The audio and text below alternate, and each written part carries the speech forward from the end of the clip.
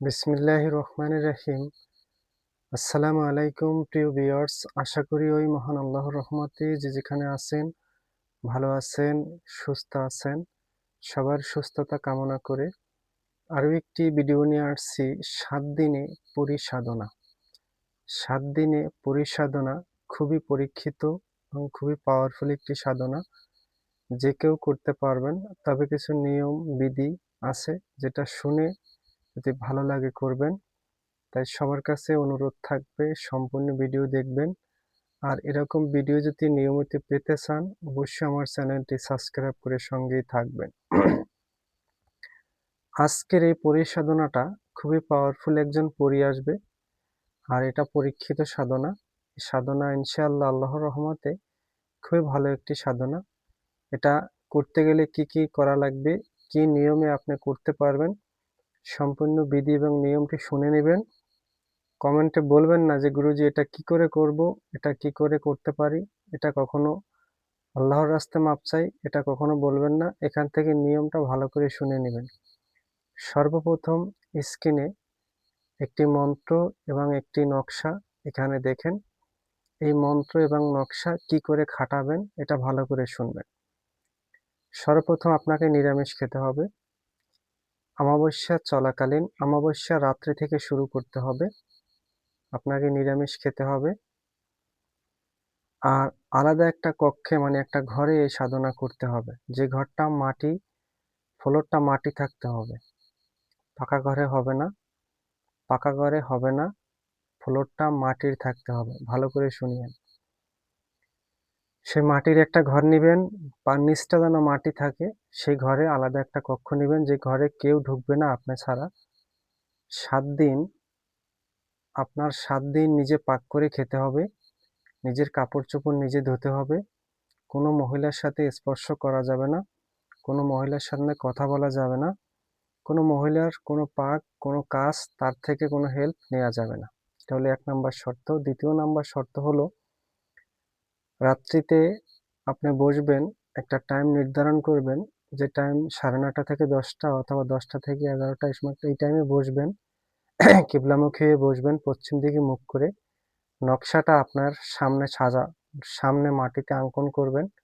করে নকশাটা মাটিতে অঙ্কন করে নকশার পিছনে ধূপ, লোবান জ্বালাবেন, ধূপকাঠি জ্বালাবেন এবং মোম জ্বালাবেন।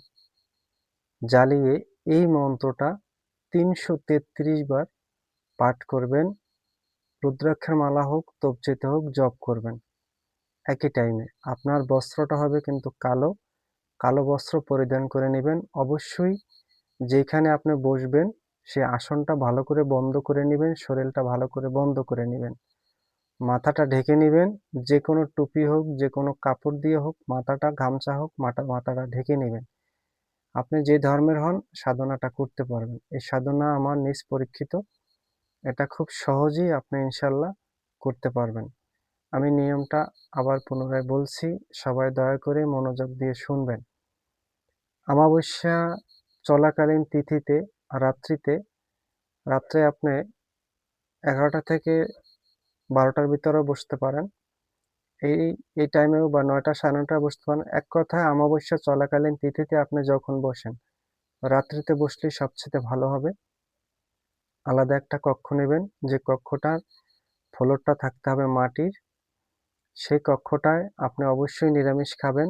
আপনার বস্ত্রটা পরবেন কালো পরিধান করবেন এবং যে নকশাটা আমি দিয়েছি স্ক্রিনে সেই নকশাটা মাটিতে অঙ্কন করবেন। নকশার পিছনে আপনি বসবেন।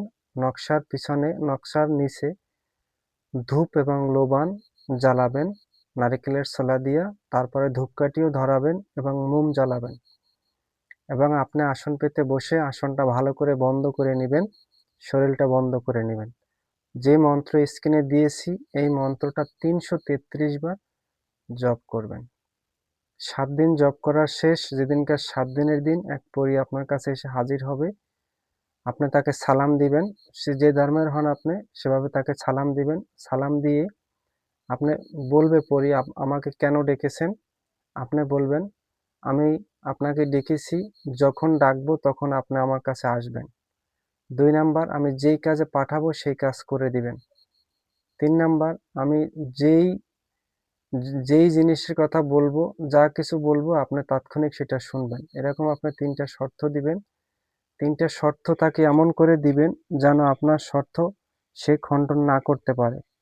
মনে রাখবেন, আপনি আপনি যে তাকে শর্ত দিয়েছেন, এই শর্তগুলো ভালো করে মনে করে নিবেন এবং আপনি বলবেন, "আমি যখন আপনাকে ডাকবো তখন আমার সামনে হাজির হবেন। যেই কাজে পাঠাবো সেই কাজ আপনাকে করে দিতে হবে এবং যেখানে পাঠাবো সেখানে আপনার যেতে হবে।" এরকম 3 টা শর্ত নিয়ে নিবেন। আর আপনাকে তখন ওই পরী আপনাকে কি করে আপনি ডাকবেন সেটা আপনাকে বলে যাবে। সেই হিসাবে তাকে আপনি ডাকবেন এবং আপনি যতদিন জীবিত বাইচা থাকবেন, এই পরী আপনার সঙ্গে থাকবে। তবে একটা শর্ত হলো, এই সাধনার কথা কেউ কাছে প্রকাশ করা যাবে না, বলা যাবে না। তাহলে কিন্তু থাকবে না, তাৎক্ষণিক আপনার জীবনটা অন্ধকারে ঢেকে যাবে, সোজা কথা। বুঝে শুনে করবেন, ভালো লাগলে সাধনা করবেন, ভালো লাগবে না, করবেন না।